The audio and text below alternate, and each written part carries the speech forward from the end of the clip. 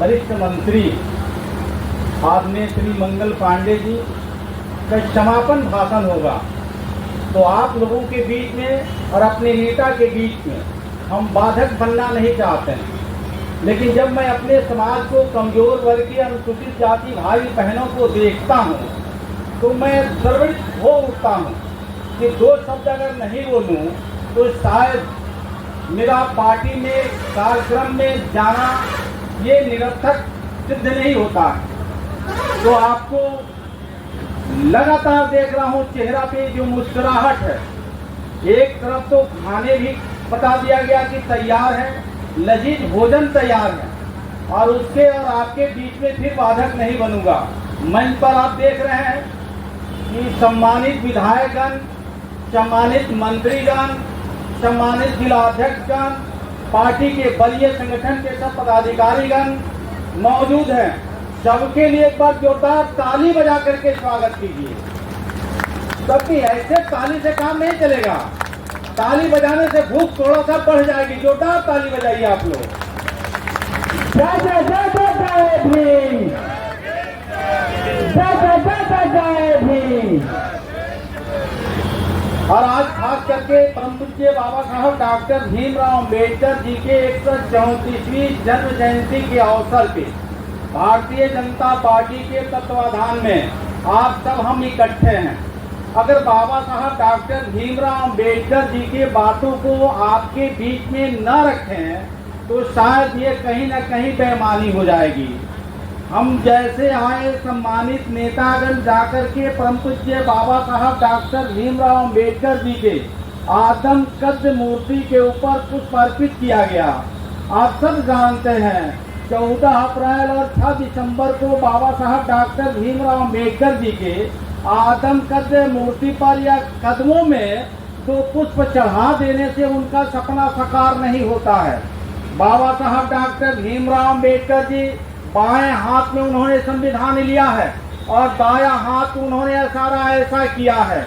जब बाबा साहब डॉक्टर भीमराव अम्बेडकर जी की मूर्ति लगाई जाती है तो दिशा भी तय होता है और प्रशासन के लोग संभवतः यह दिशा देखते हैं तो दिल्ली की तरफ वो दिशा तय किया जाता है।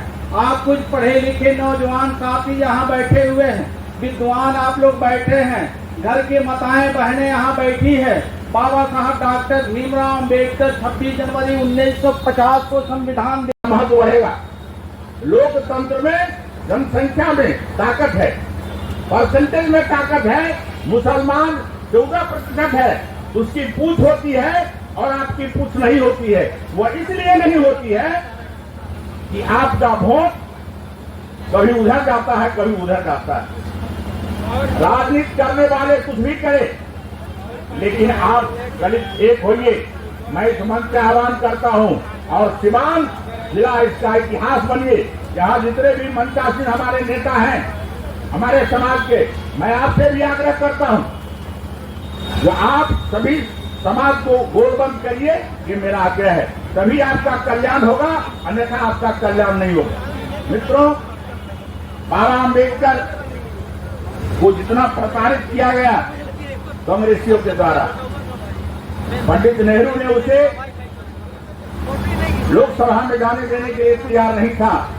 ये बंगाल के लोगों को मैं बधाई देता हूं जो राज्यसभा में भेज करके इनको राज्यसभा का सदस्य बनाया गया, कानून मंत्री बने।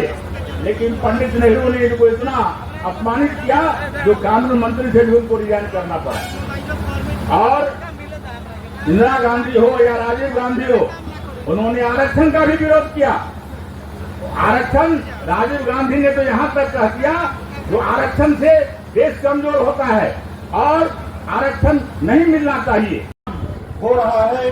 और आज ये कांग्रेस पार्टी के लोग ये कहते घूम रहे हैं कि संविधान बचाओ।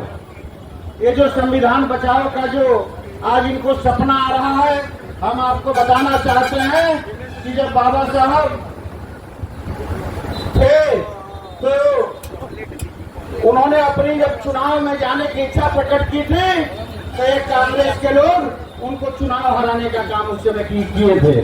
इतना ही नहीं, नेहरू जी के जब मंत्रिमंडल बना था तो उस मंत्रिमंडल से भी अंबेडकर जी को वंचित करने का काम अगर कोई किया था तो एक कांग्रेस पार्टी के लोगों ने करने का काम किया था।